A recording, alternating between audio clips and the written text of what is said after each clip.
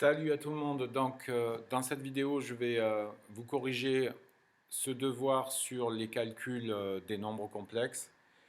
Devoir qui, en 5 exercices, recouvre à peu près tout ce qu'il faut savoir en BTS sur le calcul algébrique des nombres complexes, mais pas seulement, les différentes écritures, écriture dite physique ou polaire, donc écriture algébrique, et puis les écritures trigonométriques et enfin l'écriture exponentielle avec la lecture graphique aussi des affixes des nombres complexes que l'on peut représenter grâce à leurs images en coordonnées polaires. Voilà.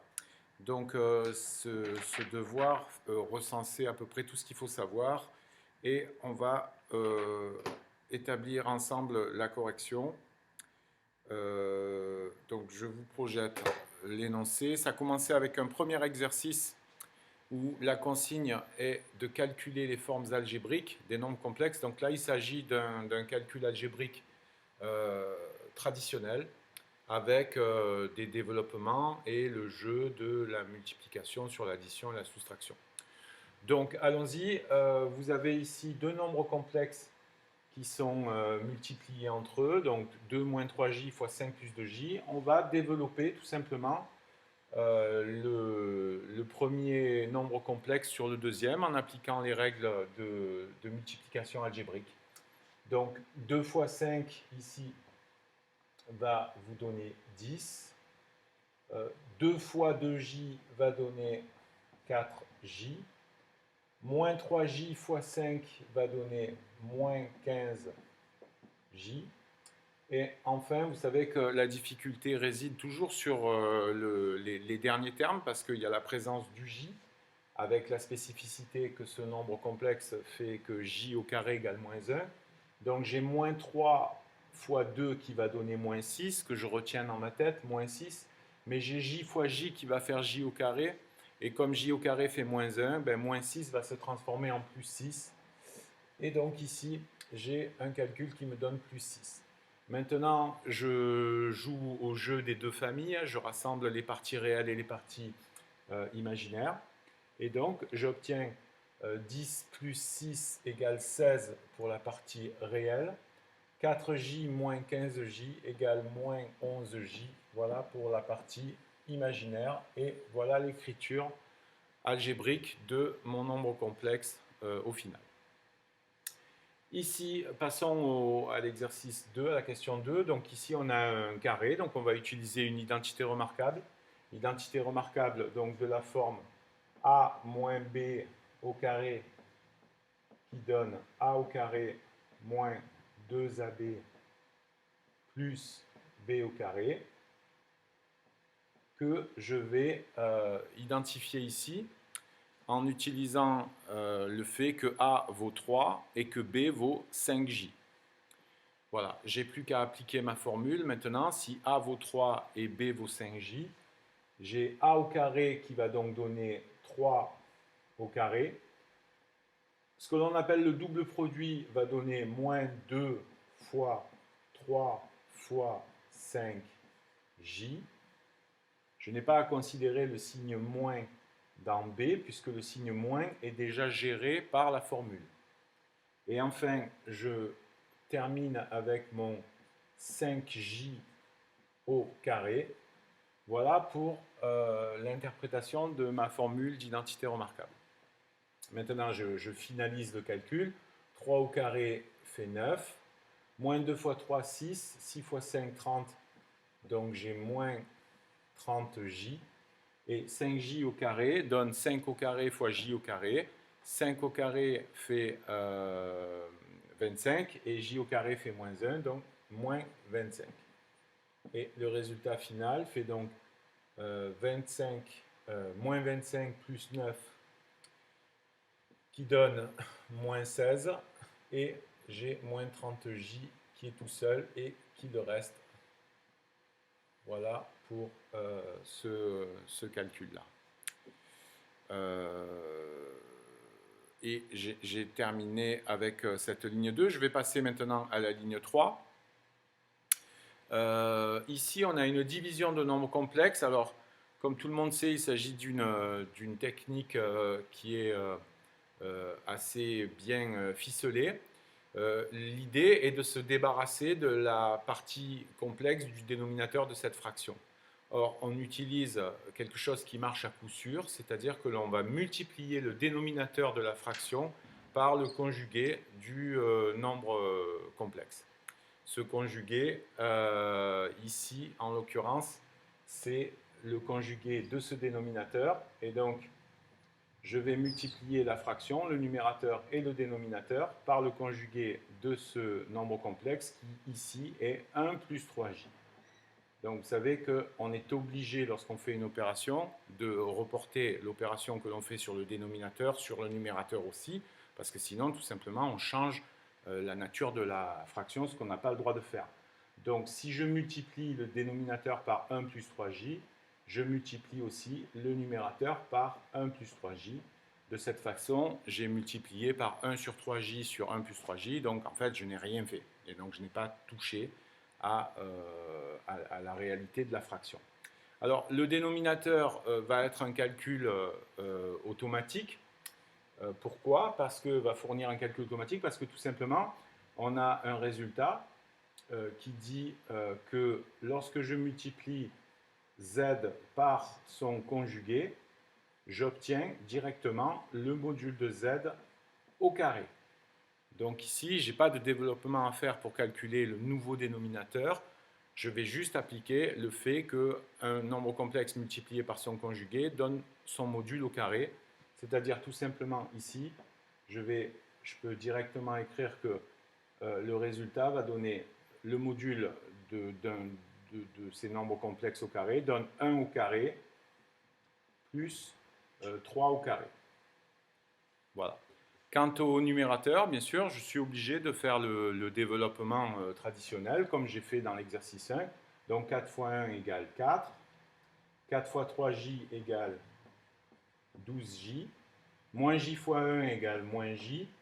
Et moins j fois 3j, ça va donner moins 3j au carré, et donc ça va donner plus 3. Voilà. Maintenant, alors, je vais essayer d'éviter le reflet du vidéoprojecteur pour que vous y voyez bien. Voilà. Donc, je vais terminer mon calcul ici. Et j'ai plus qu'à assembler mes parties réelles et mes parties imaginaires. 4 plus 3 égale 7, ici. 12j moins j égale 11j. Et le dénominateur me donne 1 au carré plus 3 au carré, 1 plus 9 égale 10. Et j'ai terminé, je peux séparer les parties réelles et les parties imaginaires pour bien les visualiser. 7 dixièmes pour la partie réelle, plus 11 dixièmes de j, et j'ai mon écriture enfin en écriture algébrique. Voilà pour ce premier exercice.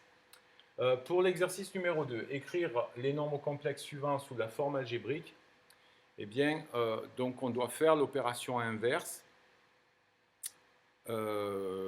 Pardon, le même type d'opération, parce que le résultat final doit être une forme algébrique. Donc, en fait, on voit que dans l'énoncé, je pars de quoi? De ce que j'appelle la forme physique ou forme polaire d'un nombre complexe, qui donne donc le renseignement suivant, module et argument à chaque fois. Comme on l'a vu en cours, la méthode pour écrire la valeur algébrique de ce nombre complexe consiste tout simplement à écrire ce nombre en écriture physique sous la forme trigonométrique, et la forme trigonométrique va me donner directement la forme algébrique du nombre complexe. Alors la forme trigonométrique d'un nombre complexe, je rappelle ce que c'est. Il s'agit tout simplement d'écrire le nombre complexe comme étant le module du nombre complexe, racine de 2 ici en l'occurrence. J'ouvre une parenthèse et à l'intérieur, je mets la forme trigonométrique de l'argument, c'est-à-dire que je sais d'après le cours que ce nombre peut s'écrire cosinus pi sur 3 plus j fois le sinus pi sur 3. Voilà ce que l'on appelle la forme trigonométrique d'un nombre complexe connaissant son module et son argument. Maintenant, vous voyez que je suis presque arrivé à ma forme algébrique. Il suffit que je traduise par les valeurs remarquables que je connais, les cosinus pi sur 3 et les sinus pi sur 3, et je vais obtenir directement ma forme algébrique. Donc j'ai racine de 2 ici, et puis cosinus pi sur 3 vaut 1 demi, et sinus pi sur 3 vaut racine de 3 sur 2, Donc je remplace ces valeurs exactes ici dans mon calcul. Et j'ai plus qu'à finaliser mon opération en développant le module sur chacun des membres de cette égalité. Donc je retrouve racine de 2 sur 2 pour la première partie, et ensuite ici, plus j, et le développement de racine de 2 sur racine de 3 sur 2 me donne racine de 2 fois racine de 3 qui est égal à racine de 6 sur 2, et voilà mon nombre en écriture algébrique. Racine de 2 sur 2 plus j racine de 6 sur 2.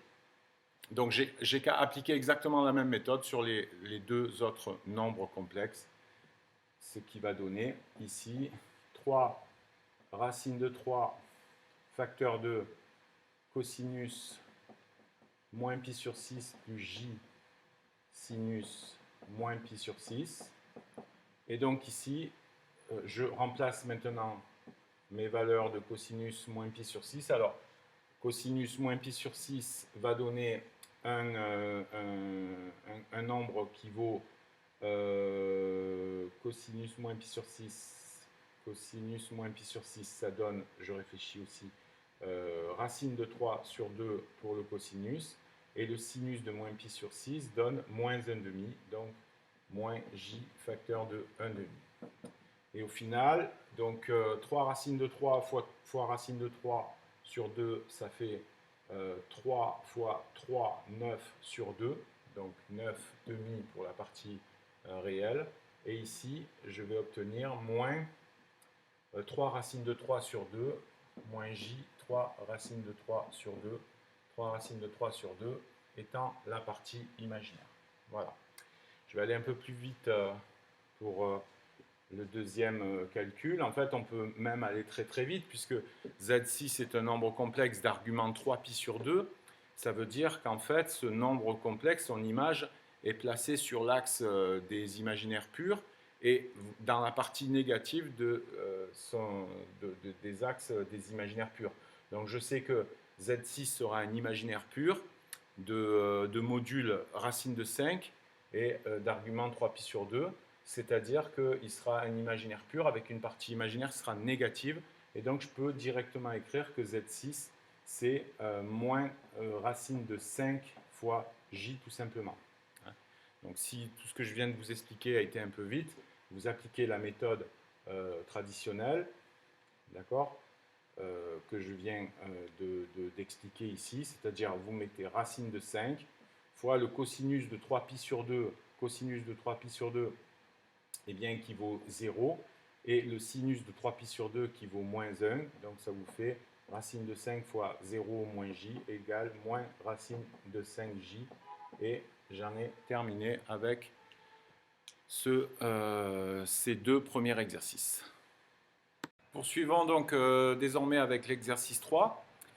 Ici, la consigne est d'écrire les nombres complexes sous forme physique dans un premier temps, c'est-à-dire l'écriture polaire du nombre complexe, puis ensuite sous forme exponentielle complexe. Bon, sachant que quand on aura l'écriture en polaire, ce que j'appelle la forme physique d'un nombre complexe, on aura donc son module et son argument, et l'écriture exponentielle, c'est juste une traduction de cette écriture. Donc le gros travail, en fait, pour chacun de ces nombres complexes, c'est de trouver le module et l'argument de ces nombres complexes. Donc ici, on a Z7, Z8 et Z9 à déterminer. Je vais éteindre mon vidéoprojecteur pour faire cette correction. Donc le premier complexe, c'est Z7. Alors, je me calme ici. Donc Z7 est égal à 5 moins 5 racine de 3, 5 moins 5 racine de 3j. Voilà. Alors, comme vous le savez, l'écriture d'un nombre complexe sous forme polaire nécessite de mettre en œuvre une méthode qui est fixée, c'est-à-dire on a deux étapes. La première étape, c'est de calculer le module, et la deuxième étape, c'est de déterminer l'argument du nombre complexe. On ne peut pas le faire directement. On va avoir des renseignements sur le cosinus de l'argument, sur le sinus de l'argument, et grâce à ces deux renseignements, on va pouvoir déterminer l'argument de mon nombre complexe. Donc ma première étape, c'est le calcul du module de Z7.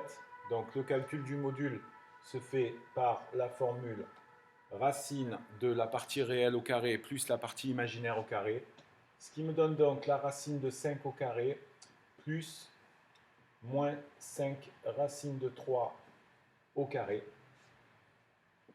Alors, 5 au carré me donne 25, et 5 racines de 3 au carré, c'est 5 au carré fois racine de 3 au carré, c'est-à-dire 25 fois 3, et 25 fois 3, ça fait tout simplement 75.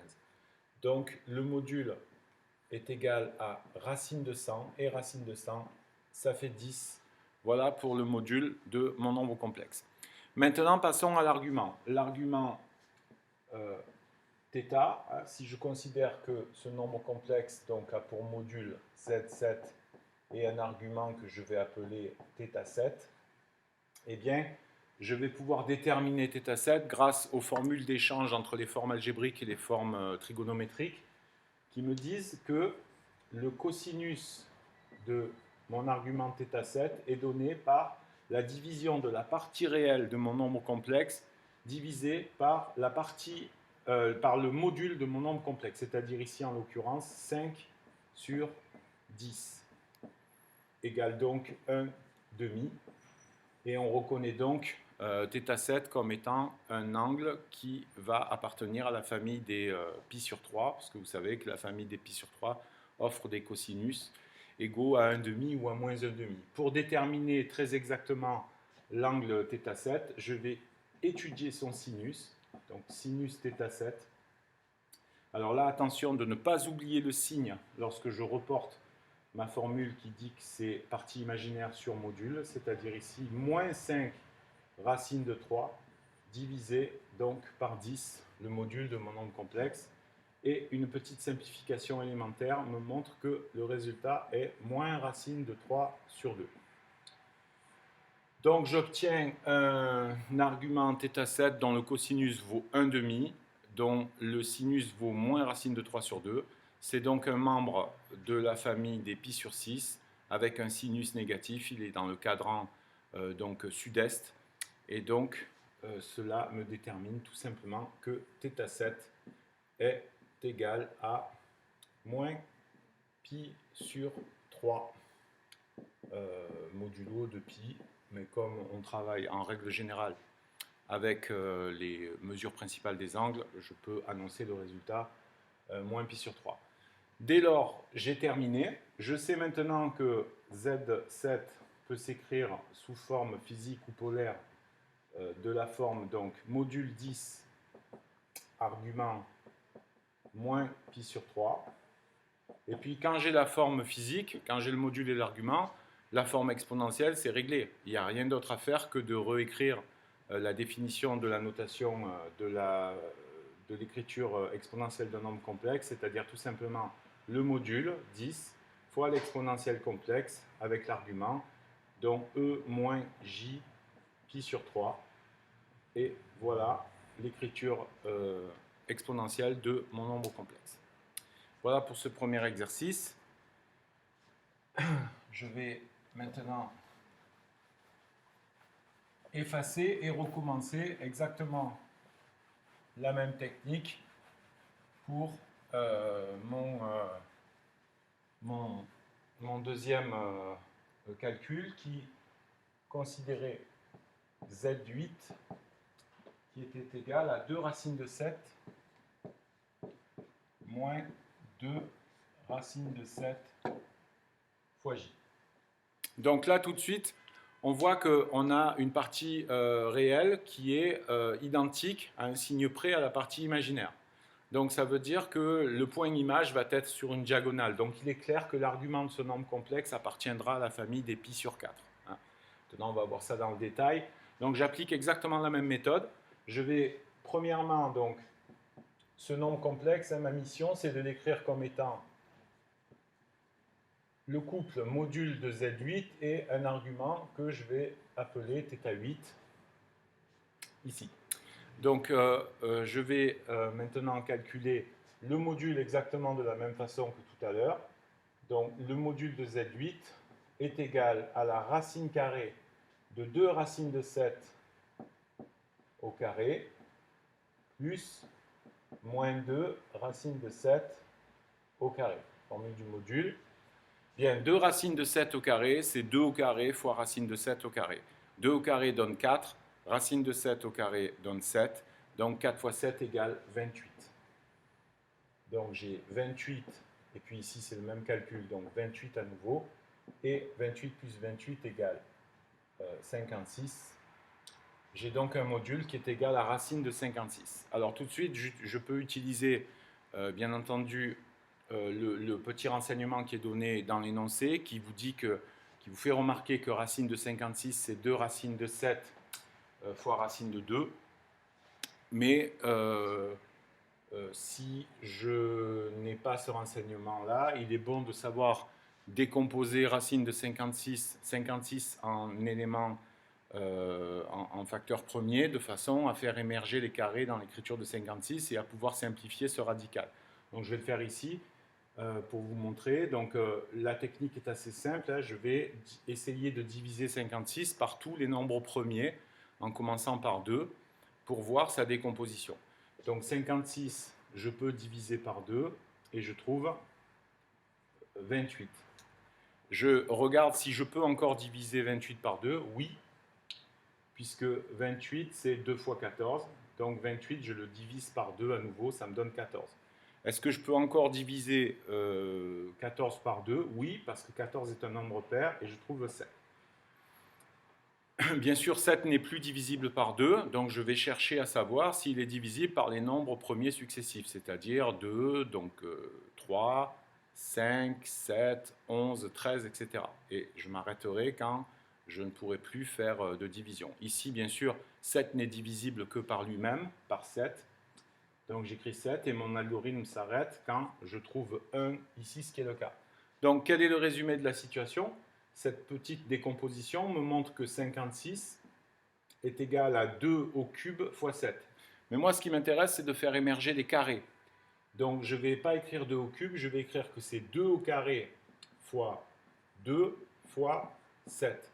De cette façon, quand je vais écrire 56, je vais écrire donc c'est 2 au carré fois 2 fois 7, et par dissociation de la racine et du produit, je vais faire sortir ici racine de 2 au carré fois, donc racine de 2 fois racine de 7, et racine de 2 au carré, c'est 2, donc j'obtiens donc la décomposition de racine de 2 fois racine de 7, ce qui va m'aider bien entendu pour la suite de l'exercice, pour trouver la valeur du cosinus et du sinus, parce que vous avez compris qu'on aura toujours des simplifications, enfin la plupart des temps, des simplifications à faire sur ce calcul-là.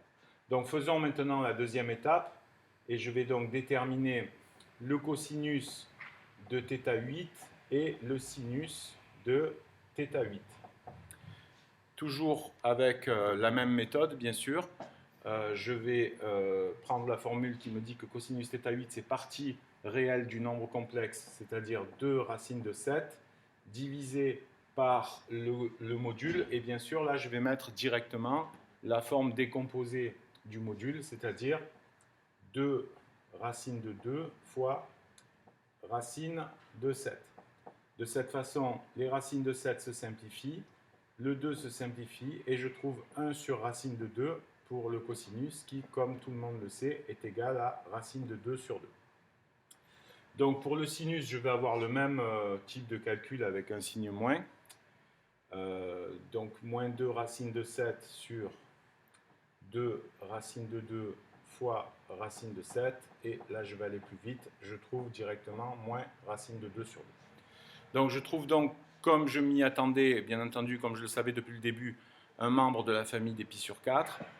Tout le monde doit savoir qu'un cosinus qui vaut racine de 2 sur 2 et qu'un sinus qui vaut moins racine de 2 sur 2 donne un angle θ8 qui est complètement déterminé et qui vaut, bien entendu, moins pi sur 4, que j'écris pas modulo de pi, parce qu'encore une fois, la recherche des écritures polaires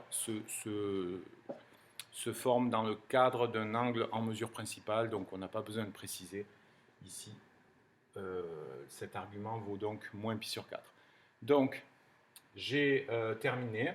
J'ai plus qu'à conclure ici, à donner mon résultat.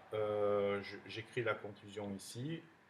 Z8 est donc égal en forme polaire module. Donc là, je peux écrire racine de 56. Il n'y a pas lieu de le décomposer ici, parce que c'est son module.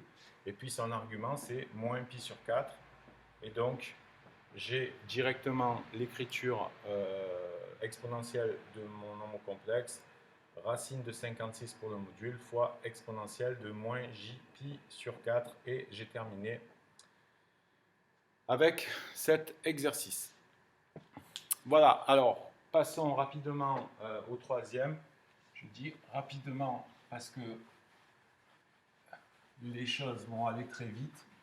Quand on peut gagner du temps en mathématiques, évidemment, on n'hésite pas à le faire. Et là, ici, avec Z9, qui est donc égal à moins 7J, Z9 égale moins 7J. Là, ici, bien sûr, je peux utiliser toute la technique que je viens de décrire, c'est-à-dire calculer le module de ce nombre complexe et puis exprimer le cosinus de son angle et le sinus.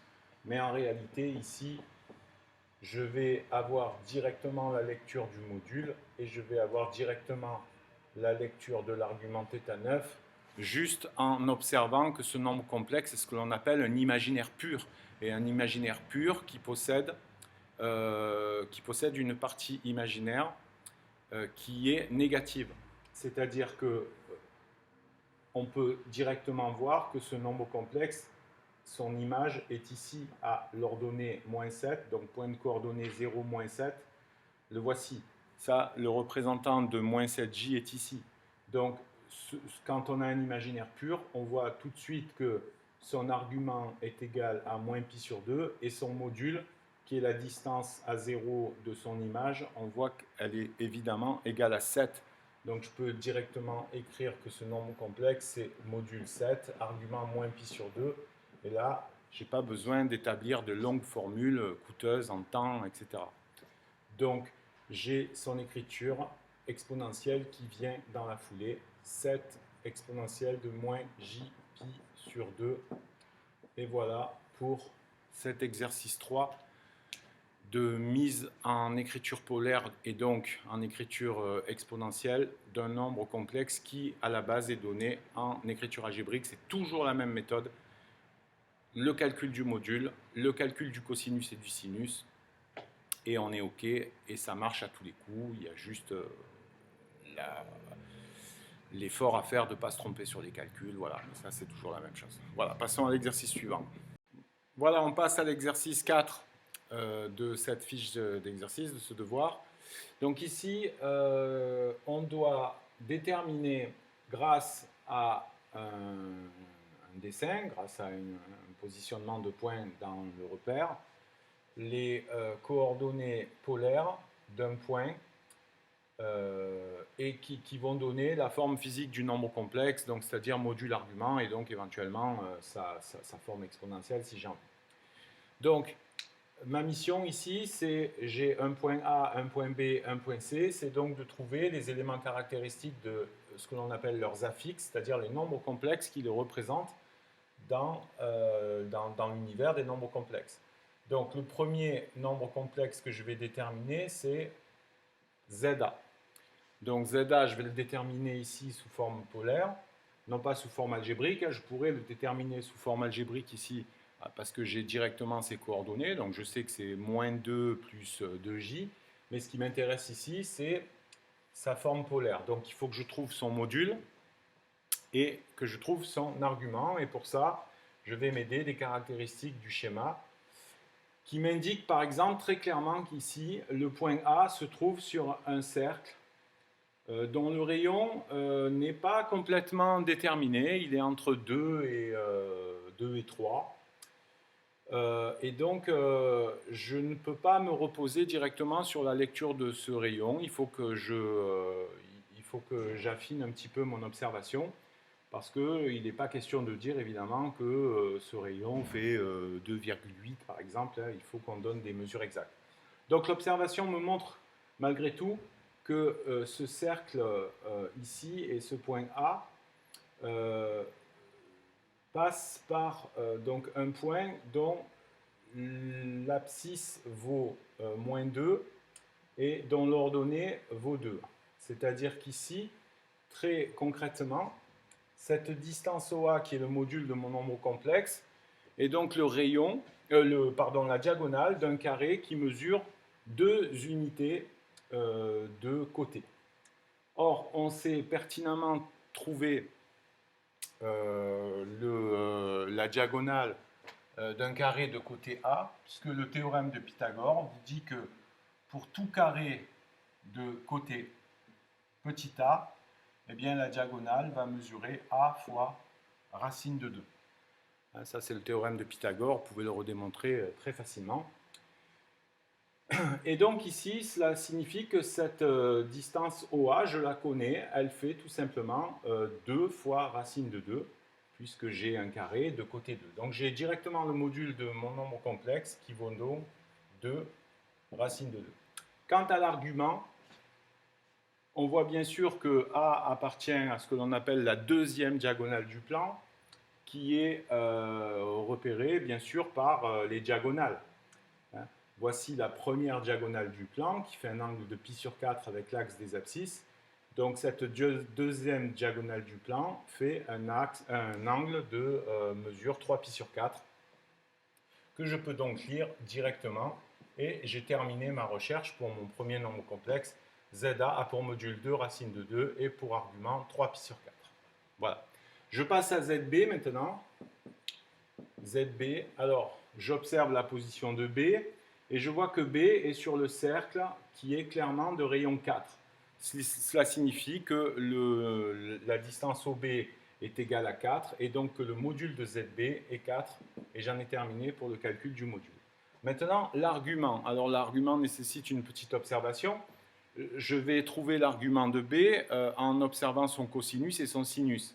Et là, je vois quelque chose de très caractéristique, c'est-à-dire que le sinus de l'angle de l'argument de ZB se projette donc ici sur l'axe des ordonnées, l'axe des imaginaires, et se projette en moins 2 qui est très exactement le milieu de la coordonnée moins 4.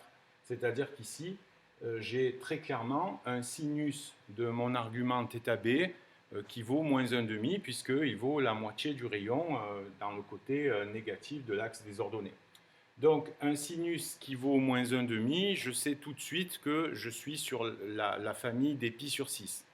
Et le positionnement dans le cadre ici de mon exercice m'indique que bien sûr cet argument θB, il est dans le quart que j'appelle sud-ouest, ici de mon cercle. Et l'angle de la famille des pi sur 6 qui est dans le quart sud-ouest, ça ne peut pas être autre chose que moins 5 pi sur 6. Donc cet argument qui est ici mesure moins 5 pi sur 6 et j'ai déterminé ainsi, grâce à la valeur du sinus de mon argument et son positionnement dans le plan, l'argument de mon nombre complexe qui me donne donc moins 5 pi sur 6. Passons au dernier point présent sur cette figure, le point C. Et de la même façon, je vois que le point C est sur le cercle de rayon 6, donc son module C6. Et ici, je vais regarder la projection du sinus et du cosinus de mon angle. Bon, le sinus ne me donne pas de renseignements, même si on a quand même une suspicion. Mais ici, je vois que très clairement, le cosinus de mon angle θC vient se positionner strictement au milieu du rayon de longueur 6. Donc c'est un angle θC dont le cosinus est égal à 1,5, donc c'est la famille des pi sur 3. Il est dans le quart nord-est et le seul angle de la famille des pi sur 3 qui est dans le quart nord-est, c'est plus pi sur 3. Donc cet argument ici vaut pi sur 3 et j'ai déterminé l'argument de mon nombre complexe. Donc voilà pour cette lecture. Hein, et une fois que j'ai bien sûr mes formes physiques ou polaires, je peux systématiquement écrire soit la forme trigonométrique si j'en ai besoin, par exemple pour revenir à une écriture algébrique, ou une écriture exponentielle si j'ai besoin d'une écriture exponentielle de mon nombre complexe. Voilà pour cet exercice de visualisation des affixes sur un repère. Et voilà, donc maintenant on arrive au dernier exercice de ce devoir où il fallait calculer directement selon la consigne avec les écritures physiques. Alors qu'est-ce que ça veut dire calculer directement avec les écritures physiques? Eh bien, cela fait appel aux règles de synthèse que l'on a déterminées grâce aux écritures exponentielles des nombres complexes et qui vous dit tout simplement que lorsqu'on multiplie, par exemple, comme c'est le cas dans le premier calcul, lorsqu'on multiplie deux nombres complexes, on a des règles qui sont établies sur le comportement des modules et des arguments. Et finalement, c'est assez simple. Encore une fois, grâce aux écritures exponentielles des nombres complexes, on a établi que lorsqu'on multiplie deux nombres complexes en écriture physique, le résultat de cette multiplication va donner bien sûr un nombre complexe qui va avoir quoi comme élément constitutif? Un module et un argument. Comment fait-on pour trouver le module? Eh bien, lorsqu'on multiplie deux nombres complexes, les modules se multiplient. Comment fait-on pour trouver l'argument? Eh bien, lorsqu'on multiplie deux nombres complexes, les arguments ne se multiplient pas, mais ils s'additionnent. D'accord? Donc ici, je vais donc obtenir directement un nombre complexe dont le module va être égal à 3 fois 2 et dont l'argument va être égal à moins pi sur 6, premier argument, plus pi sur 4, deuxième argument. Voilà. Ça, c'est le positionnement de mes opérations. Bien sûr, maintenant, j'ai plus qu'à faire mes petits calculs. Ça ne va pas aller très bien loin. 3 fois 2, ça fait 6, bien sûr. Après, moins pi sur 4, moins pi sur 6, pardon, plus pi sur 4. Donc, je vais devoir trouver un dénominateur commun qui, on le voit directement, est 12 ici. Donc, je vais multiplier cette fraction par 2 en haut et en bas. Et je vais multiplier ici numérateur et dénominateur par 3.